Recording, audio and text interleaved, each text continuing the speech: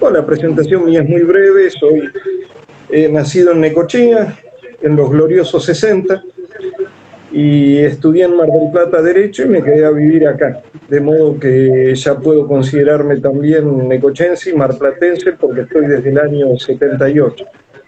Soy abogado, me jubilé como secretario de Cámara del Poder Judicial de la provincia de Buenos Aires el 1 de octubre, y cuando pensaba que iba a colgar los botines, Juan José me dijo: ¿querés ser apoderado y abogado en el partido? Y dije, bueno, no me podía negar, así que me matriculé como a los 24 años en la Cámara Federal, pero con la intención no de ejercer la profesión, sino de dedicar los servicios exclusivamente al partido, a NOS.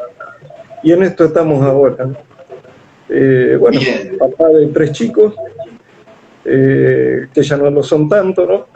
Pero bueno, uno siempre lo sigue viendo como chicos, ¿no es cierto? ¿Y los tres viven ahí en Mar del Plata también? Sí, están los 3 acá en Mar del Plata conmigo, gracias a Dios. ¿Qué edades tienen tus hijos? 30, 27 y 20. Ah, bien, es la que me ayuda con las cuestiones de estas desconexiones cibernéticas y demás, que con frecuencia no domino demasiado, ¿no? Muy bien, ahí complementándose. Y bueno, ahora dedicado al partido, fundamentalmente como referente local en Mar del Plata, integrado a la 5ª sección que coordina José Canale, y con mucho entusiasmo tratando de hacer algún aporte para que tengamos ya la personería jurídica política en el 2022, en los próximos meses, y poder ya presentar todas las candidaturas del partido con nuestra propia personería jurídico-política y no depender de ningún tipo de alianza, digamos, y de esta manera, como se suele decir, ir a correr con nuestros propios colores en toda la liga. Así que te agarró el 2022 con más trabajo de lo que te imaginabas, pero bueno, con esa impronta que te caracteriza, que siempre es brindarte al prójimo desde el rol que te toque, ¿no? Porque de alguna manera esta tarea que vos aceptaste, ¿no? A pedido de Centurión, también es una tarea que es honorífica, porque uno se entrega a hacer algo por los demás desde su rol. Así que felicitaciones, y bueno, y eso siempre lo hemos dicho, y participando de estas entrevistas como en tantas otras, ¿no? No solamente en este programita. Saluda a la gente, pásalo bien si se quieren hacer notar. Bueno, siempre estás disponible para toda la gente que te quiere pedir alguna entrevista, porque bueno, recurren a tus conocimientos y experiencia, y aparte estás ahí, estás en la masa, estás avanzando muchos temas que en este momento, varios momentos, son más que de interés público. Así que te agradezco muchísimo que sigas sin descansar, perdón que lo diga, pues no sé cómo decirlo. O sea, bueno, a ver, a la gente, yo le cuento que con Marcelo tenemos mucha confianza. Tenemos mucha confianza que esto de por ahí participar en espacios, en común, y aparte prácticamente, no sé, casi, no te digo todos los días, pero 4 o 5 veces por semana nos estamos mensajeando por algún tema o por el otro, estamos permanentemente conectados. Así que muchísimas gracias, Marcelo, por aceptar de nuevo esta invitación. La invitación no solamente del partido, sino la invitación de salir en este programa, de ponerte al hombro causas nobles y patrióticas como es la defensa de la Constitución y de todo el sistema legal que nos ordena, ¿no? Así que te agradezco muchísimo. Así que voy a empezar con algunas preguntas. Ay, son tantas que hasta me dan, decís, ¿por cuál empiezo? A ver, hoy estoy en un programa de radio, de otra radio colega, invitado, y a quienes les agradezco la invitación. Realmente me invitaron y de una manera muy cómoda me sentí, pudimos charlar algunas cosas. Y por ahí yo, en una expresión que ahora te la voy a compartir para arrancar con las preguntas, yo dije, nosotros no somos antipase, somos pro Constitución.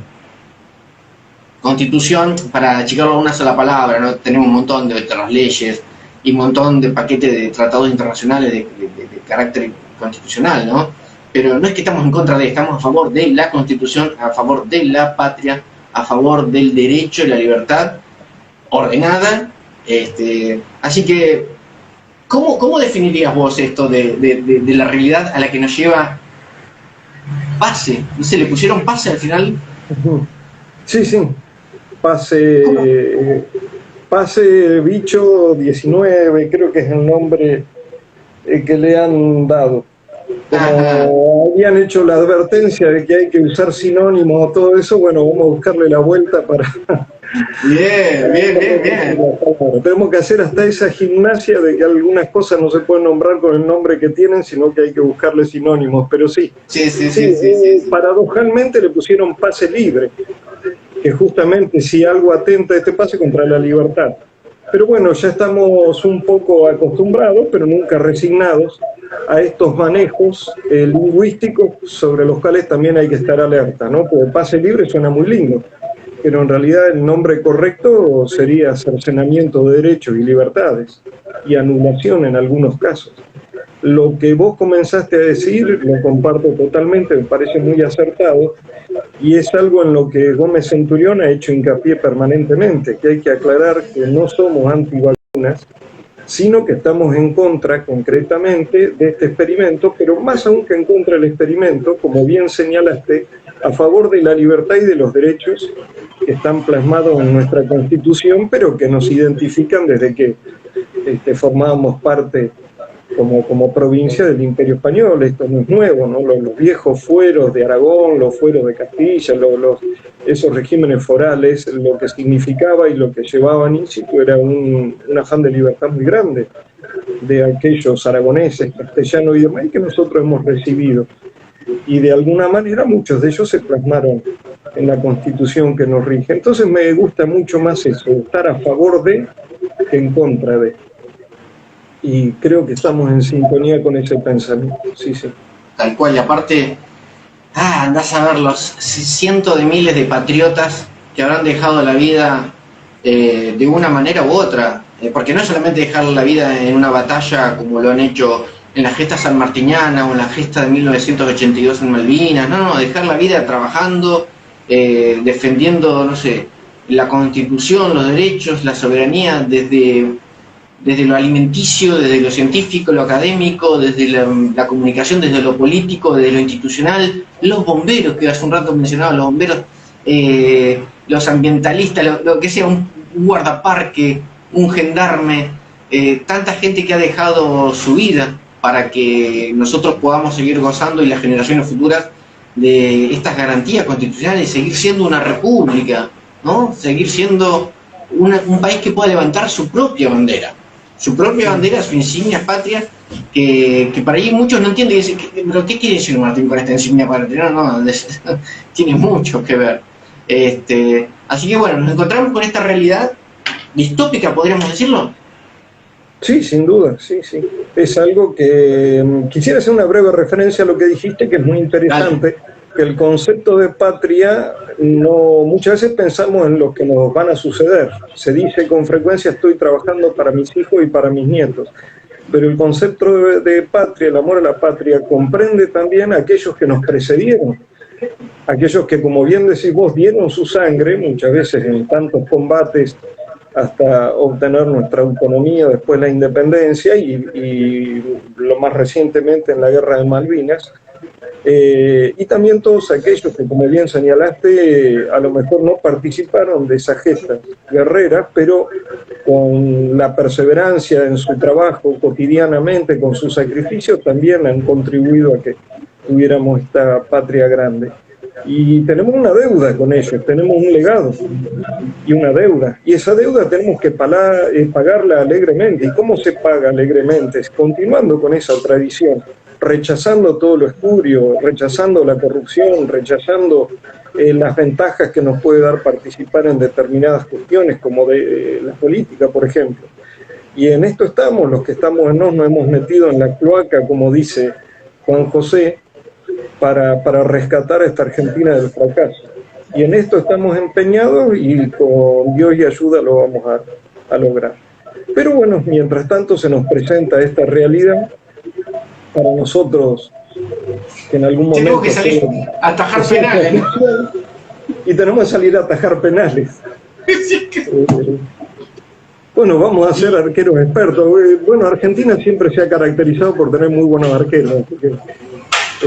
Sí, realmente sí, porque de hecho, si me voy a otro tema, en la época de la hiper mega giga inflación, mandaban de Estados Unidos acá a Argentina lo que se llamaban los yuppies, a entrenarse en un escenarios que ellos no conocían o que no podían encontrar en otro lugar del mundo, como era la hiperinflación, y entrenarse como gerente, como yuppies, ¿no? Por ahí es una palabra que ya no se usa, yuppies.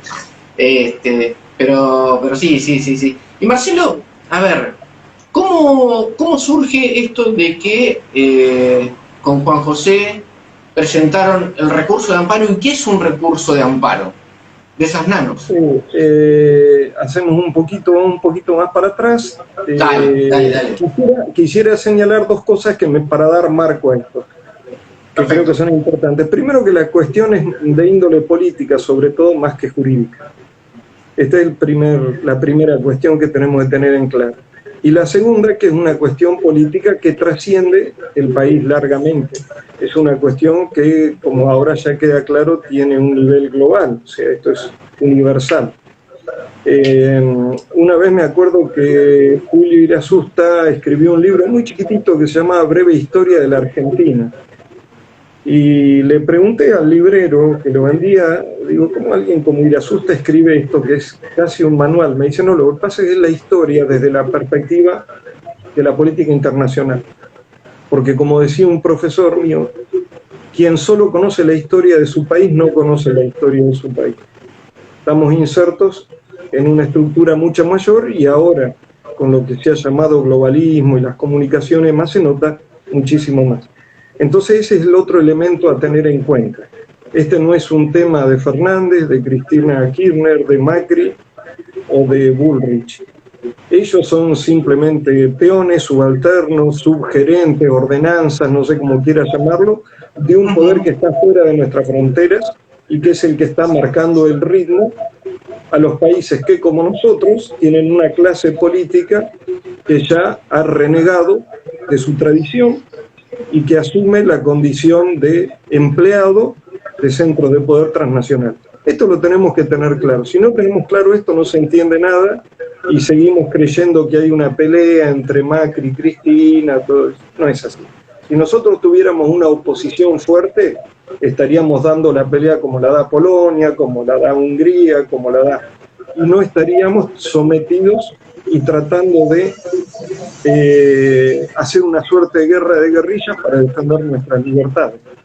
En este contexto viene toda esta llamada pandemia o cuarentena, como dice Gómez Centurión al principio, que comienza de una forma muy brutal, con un encierro de toda la población, cosa que no tiene precedente, porque en todas las epidemias lo que se encierran son los enfermos, no los sanos, que llevó, como sabemos, a la destrucción de gran parte del aparato productivo, sobre todo pequeñas y medianas empresas. Los grandes se van a salvar siempre, sea porque resisten o se van del país, como ha ocurrido.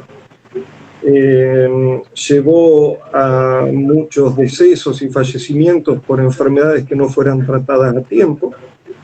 Yo particularmente creo que todos conocemos, por ejemplo, pacientes oncológicos que no recibían su tratamiento ni su remedio porque los hospitales no los recibían, las clínicas estaban cerradas, los médicos no daban turnos, y luego sobre eso todos las cuestiones de índole psiquiátrica y psicológica que fueron devastadoras, la pérdida de educación. Y que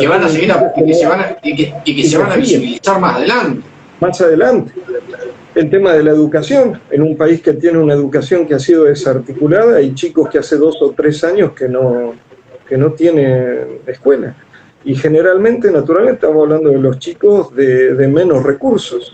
Aquellos que tienen recursos siempre van a poder buscarle la vuelta para que sus chicos sigan recibiendo educación. Los otros quedan prácticamente desescolarizados. En fin, un manejo pésimo, pero que responde a planes que, insisto, no están diseñados en nuestro país. La última novedad que tenemos entonces es esto de la vacunación.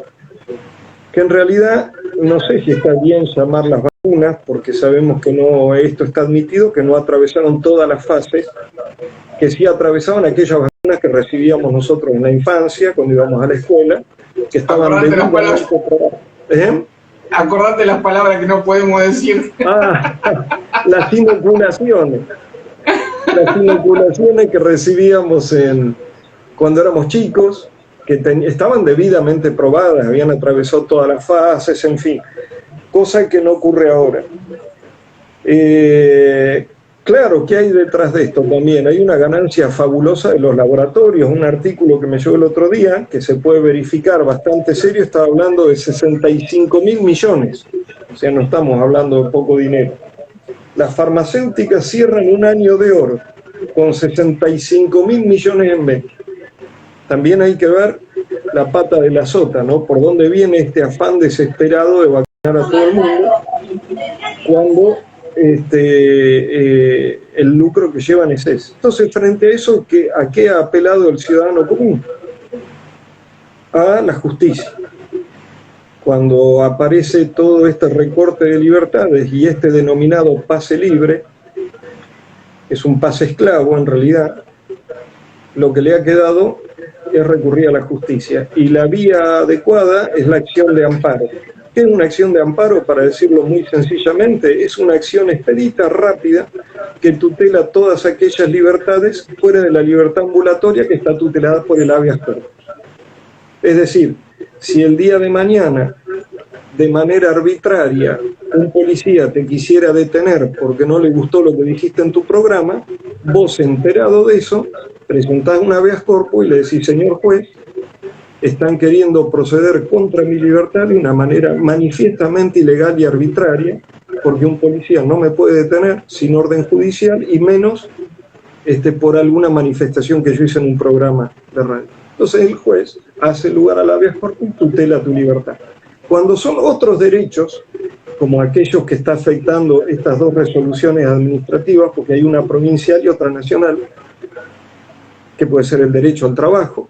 Por ejemplo, chicos que me han dicho: mi patrón no tiene problema en que me inocule o no, pero como no puedo ir a hacer un trámite a una entidad bancaria, me dice que no me va a poder seguir teniendo el empleo. O sea, el derecho al trabajo, el derecho a veces al tránsito, porque en algunos lugares también lo están pidiendo para transitar, todos los derechos que tutela el artículo 14.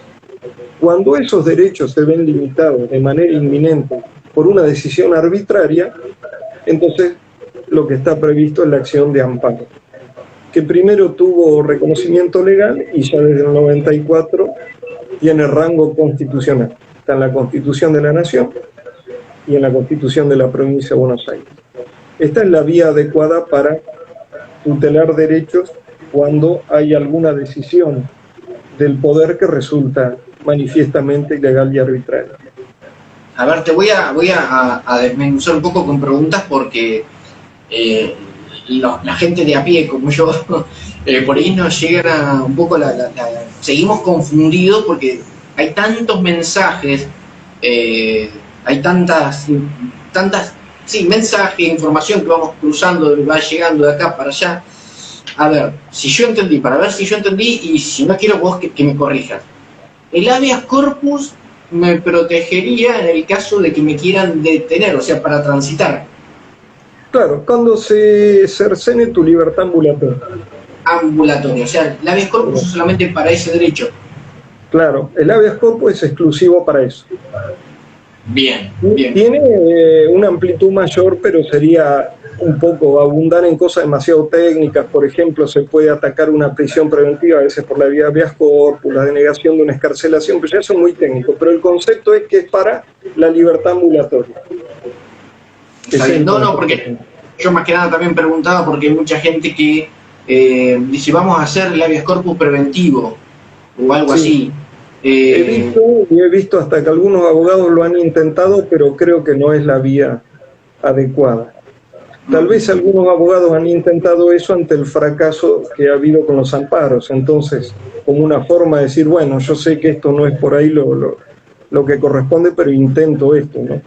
Es más, hubo un fallo muy reciente contra un habeas corpus preventivo que hizo la diputada o exdiputada Pita, creo, que se rechazó justamente argumentando eso, pues, que no era la vía que correspondía. Claro, por eso el habeas corpus va para otro tema y el recurso de amparo es para esto. Sí, sí, sí. Perfecto. ¿Y el recurso de amparo, quién y cómo lo puede presentar? Y el recurso de amparo, hay dos formas de presentarlo, dos vías. La habitual, digamos, es cuando un particular ve cercenada su derecho. Por ejemplo, ahora salió uno muy reciente, muy reciente, el Juzgado Federal de Mar del Plata, número 2, que acá se presentó una persona, una señora, y ella alegó que se desempeña como empleada en una casa de deportes en la que le han exigido presentar el pase sanitario para continuar prestando sus tareas. O sea, le han dicho, para poder seguir trabajando, tenés que estar inoculado. Exacto. Y también, según manifiesta, que se le ha exigido en el puesto de la policía caminera, informándole que a partir del presente mes, si no lo tiene, no puede seguir circulando. Acá se da la particularidad en Mar del Plata que hay gente que vive del otro lado de donde está el control de la policía caminera. De modo que para ir a su labor tiene que pasar todos los días por ahí. Si no le llegan a permitir pasar porque no tiene el pase esclavo pierde la posibilidad de trabajar. Entonces, esos dos derechos que ella alega son de aquellos que se prevé que sean tutelados por el amparo. Bien, y esa es una. Sí. ¿Y cómo puede la persona hacerlo? ¿Cómo se hace? Bueno, eso es, nosotros también elaboramos acá un pequeño protocolo con distintos pasos antes de llegar al amparo, que es la vía judicial. Por ejemplo, para dar un ejemplo práctico que ha sucedido ya, una persona va a un banco, esto funciona sobre todo bien o puede funcionar mejor en los lugares pequeños a veces o no en las grandes ciudades, donde todo se conoce. Va al banco y le dice, no, si no tenés el pase no podés pasar. Uno habla, le explica, mira, lo que vos estás acatando es una resolución administrativa, pero la Constitución tiene más peso, esta resolución administrativa es inconstitucional, y muchas veces así se allana el problema y listo. Para el caso de que eso no resulte, lo que se puede hacer es presentar una nota. En la nota, ya con más formalidades, pero no necesariamente tiene que estar firmada por un abogado, se le dice, pongamos, siguiendo con el ejemplo al gerente del banco, usted tiene la obligación de atenderme, de no acatar esta resolución administrativa, porque quebranta, conculca la Constitución, viola la Constitución, y si no lo hace, voy a interponer una acción de amparo, eventualmente una demanda civil y demás. Para el caso de que no haya respuesta, entonces ahí va la acción de amparo, para lo cual sí hay que consultar a un abogado que la adaptará a cada uno de los casos. Y estas son las dos que hicimos en la provincia y en la nación, con Gómez Centurión y el partido NOS. La primera contra... Ahí está, eso te iba a preguntar, contá. La primera es contra la resolución de la provincia de Buenos Aires, que lleva el número 460 del 6 de diciembre, que entró a regir el 21 de diciembre. Exacto. Esta acción la hizo Juan José Gómez Centurión por el partido NOS, con los dos apoderados provinciales del partido, que son el doctor Néstor Sequeiros y yo, y la patrocinó el abogado Eduardo Toscano, también de NOS, del cuerpo de abogados, de la comisión de abogados de NOS de acá de Mar del Plata. La segunda, más reciente, la presentó Juan José Gómez Centurión, con el patrocinio mío como abogado, contra la resolución o decisión administrativa, como la llaman, del gobierno nacional. Así que son dos las causas, los amparos. En los dos amparos se presenta Gómez Centurión por derecho propio, como que él ve afectadas de manera inminente sus libertades, pero también se le da el carácter de amparo colectivo. ¿Qué quiere decir esto? que si yo presento el amparo por una situación particular mía y el juez me da la razón, como ocurrió acá en Mar del Plata con una persona, eso me sirve a mí, solamente. En cambio, tal como está presentado por Gómez Centurión, si el juez lo receptara, eso le sirve a todos los ciudadanos.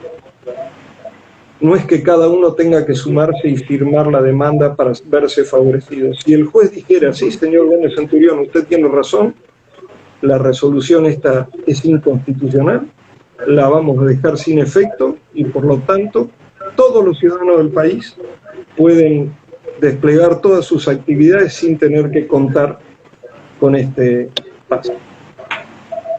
Perfecto, perfecto. Bueno, y la persona, a ver, ahí ya estoy un poco más, tengo un poquito más de claridad entre lo que es la diferencia entre el recurso de amparo y un habeas corpus. Ahí ya eso es un avance importante en conceptos y también en el mecanismo de cómo se hace un recurso de amparo.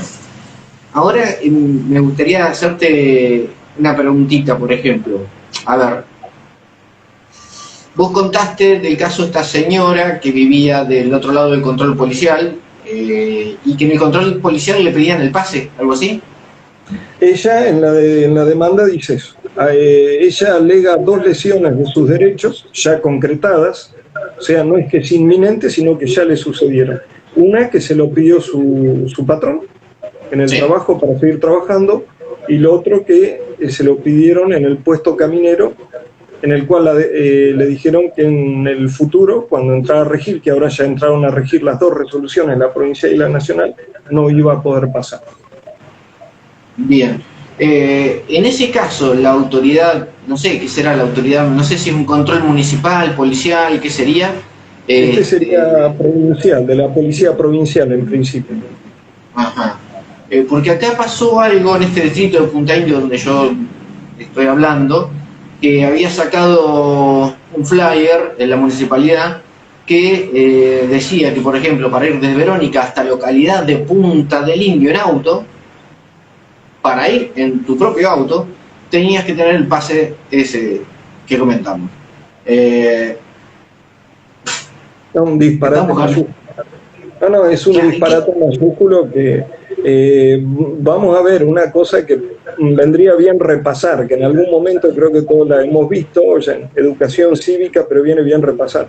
Hay una jerarquía de normas, no todas las leyes, resoluciones, decretos son lo mismo. En la cúspide de esta pirámide está la Constitución y los tratados internacionales que tienen la misma jerarquía. Luego vienen las leyes nacionales y provinciales, pues sabemos que hay parlamentos, como somos un Estado federal, está el Parlamento Nacional y después cada provincia tiene su legislatura. Estas leyes se elaboran luego de, se supone, un debate, de tratamiento en comisiones, etcétera, ¿no? Antes de ser sancionadas y promulgadas. Lo cual requiere cierta elaboración y cierta discusión, cierta participación ciudadana en los distintos tramos del proceso legislativo. Luego vienen los decretos, que solo los dicta el Poder Ejecutivo, o sea, el presidente o la Nación. Luego, por debajo, están las resoluciones administrativas, que las firman los ministros. Obviamente, eso es una delegación que hace el Ejecutivo, pero llevan la firma del ministro. Pues bien, lo que acá ha pasado es que tanto a nivel provincial como nacional, los ministros se han arrogado la facultad de derogar artículos de la Constitución. Esto es un disparate, pero mayúsculo.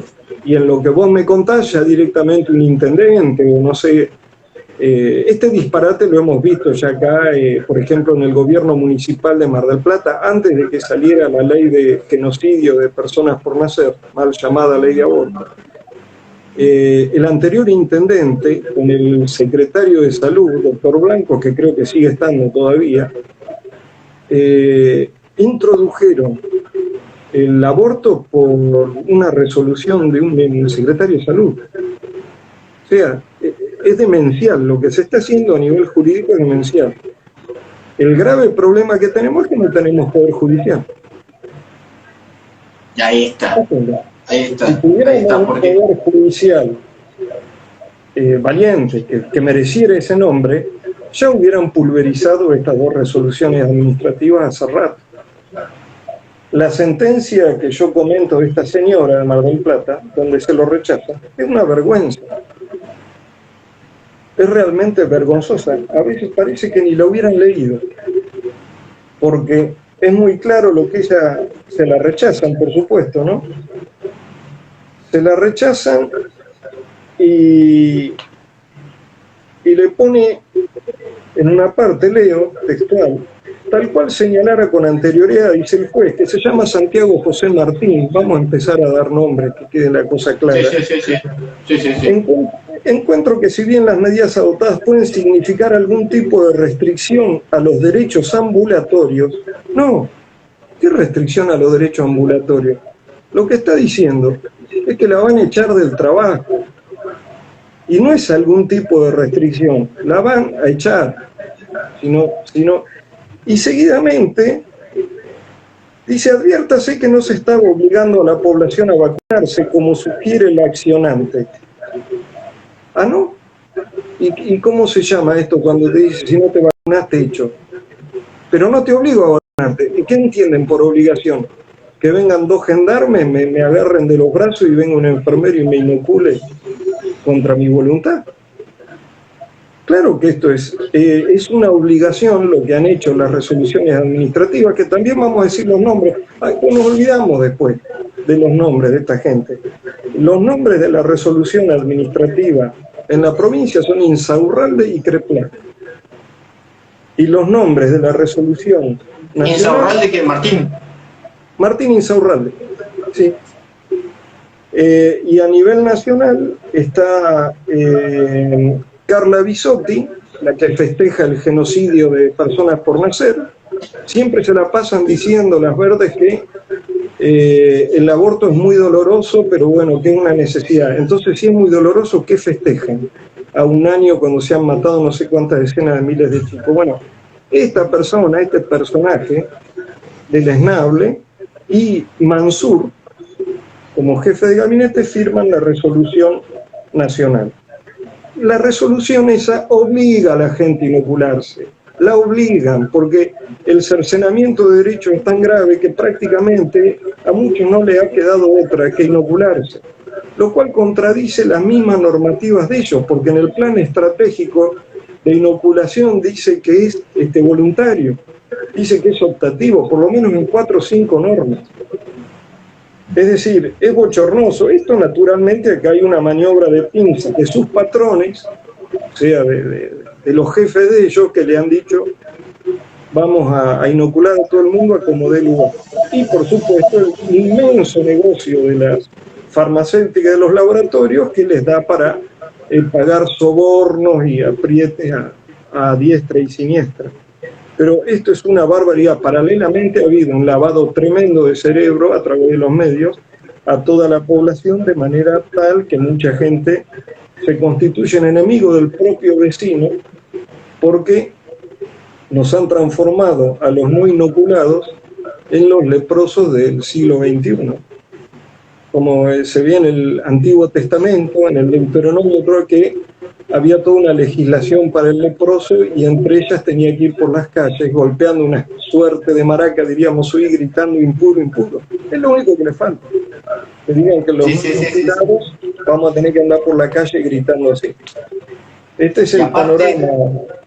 Y aparte, corregime, porque yo de esto soy totalmente de oído, a mí, si hay alguien por la calle que me dice, para ir de Verónica a Punta del Indio, me quiere pedir algún certificado de salud, vamos a llamarle, ¿no estamos violando la ley de confidencialidad del paciente también? También, sí, lógico, sí. Hay una cosa que yo he visto que en los amparos se le ha escapado, pero que es una curiosidad casi histórica, pero que ahora está perfecta. Cuando empezó todo el tema del HIV y demás, hubo muchos grupos de presión que dijeron, por ejemplo, que lo que se estaba haciendo con esa gente era discriminar. Naturalmente, los profesionales médicos preguntaban, no por curiosidad ni por discriminarlos, sino porque era una enfermedad de riesgo, de alto contagio, y querían saber el abordaje y las precauciones que tenías que tomar a ese efecto. Dijeron no, porque estamos tutelando el derecho a la confidencialidad del paciente, etc. Para esa época se hace la modificación de la Constitución de la provincia de Buenos Aires, y en el artículo 11, que habla de la igualdad personal y es réplica del 16 de la Nación, dice textual: la provincia no admite distinción, discriminaciones ni privilegios por razones de sexo, raza, religión, nacionalidad, lengua, ideología, opinión, enfermedades de riesgo o cualquier otra condición amparada por las normas constitucionales. Es decir, si yo tengo una enfermedad de riesgo no puedo ser discriminado. O sea, yo quiero ir a un lugar y digo, tengo tal enfermedad de riesgo, según la Constitución, no me pueden franquear el paso. Ahora, si soy sano, pero no inoculado, sí puedo ser discriminado. Es demencial. Por eso digo que esto hay que ponerlo en un contexto político e internacional. O sea, esto son órdenes que vienen de centros de poder y que, por supuesto, a los tiranos mucho la ley y la Constitución no es algo que a lo que sean muy aficionados en general. No les importa. Exacto. O sea que la otra vez charlando con una persona me dice, bueno, pero si en su comercio lo quiere aplicar como derecho de admisión,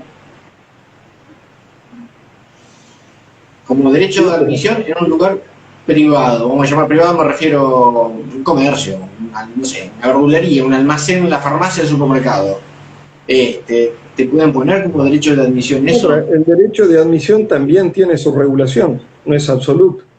O sea, si yo digo, no pueden entrar los petis, y yo voy y me dicen, no, usted no puede entrar, porque no da la talla. Eso es una discriminación arbitraria, y por ende no es inconstitucional. De modo que hasta el derecho de admisión tiene ciertas... Pues ningún derecho es absoluto, lo mismo que ellos alegan que los derechos no son absolutos, cosa que es cierta, tampoco los de admisión. Afortunadamente no sé cómo estará allá en tu zona, en tu ciudad o en la región, pero acá en Mar del Plata ha ocurrido un poco lo que Gómez Centurión llama el estado fallido. Es decir, los controles, un Estado que no puede controlar ni el tránsito, no ha podido controlar como corresponde. Yo creo que por eso, no tanto por nuestra mansedumbre, que es cierto que hay, sino por el descontrol que hay. No ha habido los estallidos que ha habido, por ejemplo, en Alemania, Italia, Austria, porque allá son serios. Y cuando tienen una norma la aplican en serio, y si no se acata, la aplican a garrotazo. Acá te invito, Martín, que vengas un par de días, después nos juntamos a comer y a charlar, y vas a ver los after en la playa, donde hay miles de personas, sin barbijo, pegadas una al lado de otra, y yo no vi nunca a nadie que le fuera a pedir el paso sanitario. No sé si se hará fútbol de verano, pero si vienen los borrachos del tablón y la 12, me imagino mandando empleados municipales a pedirles el pase esclavo, a ver si se animan. O sea, acá en todo eso es un descontrol. En la parte gastronómica también, nadie pide nada. Yo estos días he salido, he hecho un montón de actividades, nadie pide nada. Sí, en algunos bancos, sobre todo los oficiales, pero me dijeron que eso también es bastante irregular. Gente que le han pedido en un banco privado un día, al día siguiente no había nadie. En fin, creo que en gran medida también esto revela el fracaso del Estado como contralor, ¿no? En buena hora. Te hago una consulta.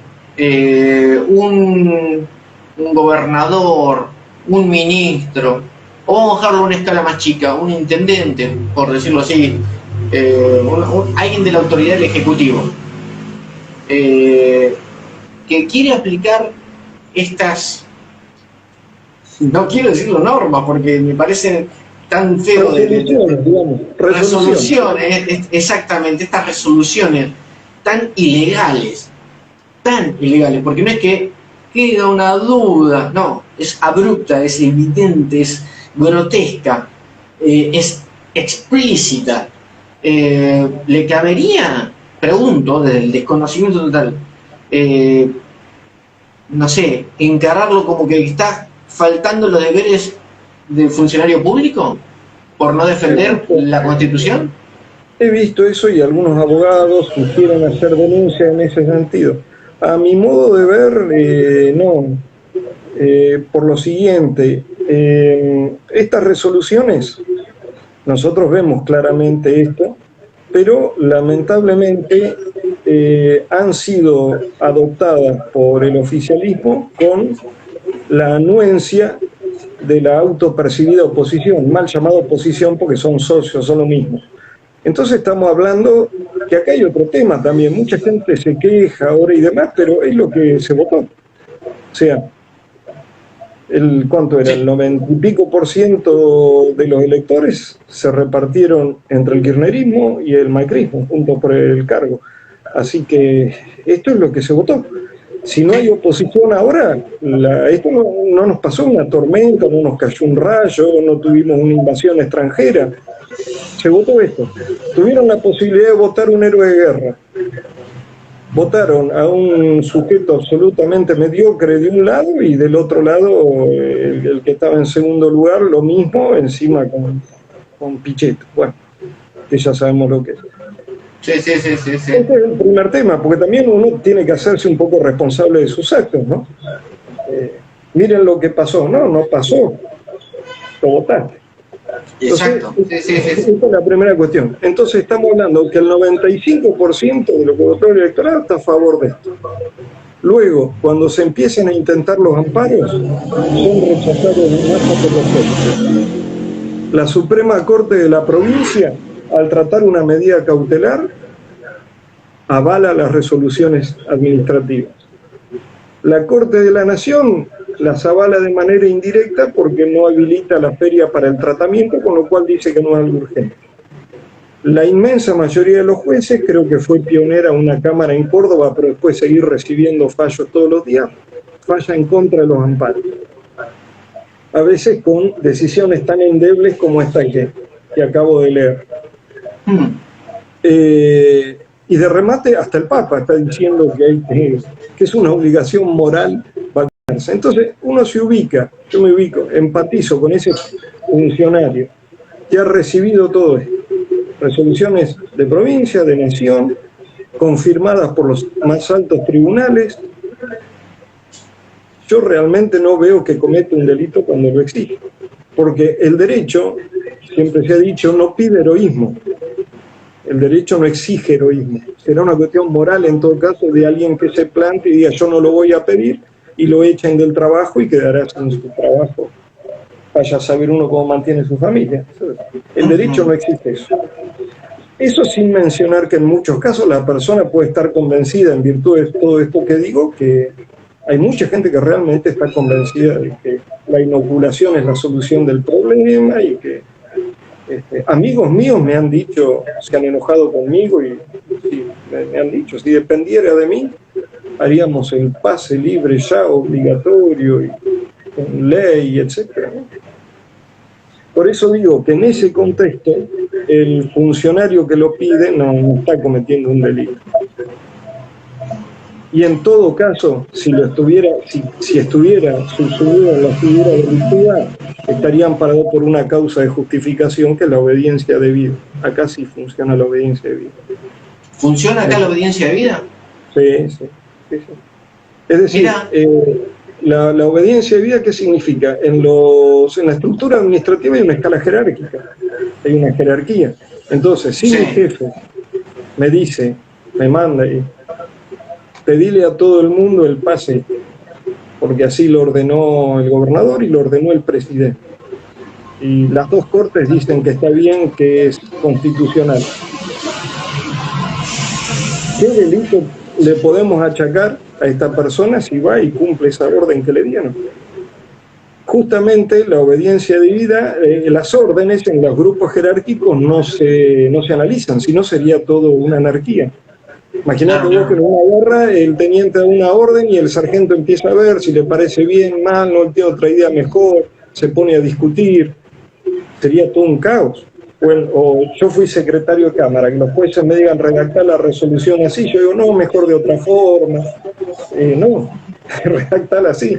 Ahora, ¿cuál es el límite donde la obediencia debida no funciona? Cuando a uno le dan una orden manifiestamente antijurídica. Entonces ahí sí. ¿Manifiestamente qué? Disculpa, no escuché. Antijurídica. Ajá. Por ejemplo, que alguien le diga, mirá, te damos este arma, cada vez que uno venga sin el pase, encerrarlo en esa oficina 4 horas para que aprenda. Bueno, no, eso es manifiestamente antijurídico, no tiene ningún soporte legal de ninguna naturaleza, sería un disparate gigante, y si alguien lo cumpliera, salvo que tenga algún tipo de disminución mental grave, no podría alegar ninguna causa de justificación. Ahora, acá insisto, hay 2 resoluciones administrativas que el Poder Judicial avaló. Lamentablemente, por la razón que sea, lo avaló. ¿Qué puede hacer esta persona? Claro. O sea, es como que vos lo dijiste hace un rato. Aquel punto débil en nuestro país es la justicia. Sí, sin duda. Ahora, afortunadamente, no tuve tiempo de leerlo, pero me llegó la noticia de un fallo de la Corte Suprema de Estados Unidos que revoca una decisión de Biden de exigirle a las empresas este pase, o bueno, que estén inoculados. Así que en cuanto pueda lo voy a leer porque es alentador, si bien no es nuestro. Pero acá la justicia que tenemos es realmente muy endeble, esto no es novedoso. Me voy a acordar. No lo digo ahora, tengo un libro escrito sobre eso, así que quien quiera verlo es de la Universidad Católica de La Plata y tiene más de 10 años el libro. Hemos tenido un sistema de designación de jueces y funcionarios que han tenido que ir a pedirle los cargos al poder político y de eso no puede salir nada bueno. Es elemental. Entonces tenemos un poder judicial sometido, tanto a nivel provincial como a nivel nacional, con honrosas excepciones, por supuesto, ¿no? Siempre hay alguien que se salva, pero el panorama general es un poder judicial muy gris, que no, y esto lo está demostrando. Las resoluciones son lastimosas. Para sostener la constitucionalidad de estas resoluciones, los fallos son penosos. Que le acabo de leer es realmente penoso. Te cuento una cosa anecdótica para que veas que pareciera que ni las leen. En uno de los amparos, en el Nacional, que es el que hace Juan José Gómez Centurión, como era inminente el comienzo de la feria, yo le pongo en el punto 5 del petitorio, el petitorio donde se hacen todos los pedidos ya, el resumen, digamos. Sí. Le pongo al juez que como es inminente ya el inicio de la feria, pido, dada la urgencia del tema, que se habilite la feria judicial. Es una cosa de estilo que se hace. Decimos, vamos a entrar en feria, no me la dejé hasta febrero. Te pido que habilites la feria y la trates en enero. No, ahí se había cortado un cachito. Sí, se había cortado. Hasta lo que hasta que pediste la feria judicial en enero. Claro, bueno, el juez empieza la resolución diciendo, si bien no se ha pedido la habilitación de la feria, dada la importancia del tema, lo voy a habilitar. Pero eran 11 carillas, no eran 100. No leyó ni el petitorio. ¿Cómo que no había? Si te lo pedías expresamente. Bueno, este es el nivel de las resoluciones que estamos teniendo para tratar estos temas. Mira, una vez había una cosa que dijo una persona que me quedó grabada, ¿no? Insisto, es como se dice, el que le quepa el sayo que se lo ponga y el que no, bueno, no se tiene por qué ofender. Decía, los jueces no administran justicia en Argentina, administran sus carreras. ¿Está? Van viendo cómo se puede ir más o menos. Y bueno, esto lo demuestra.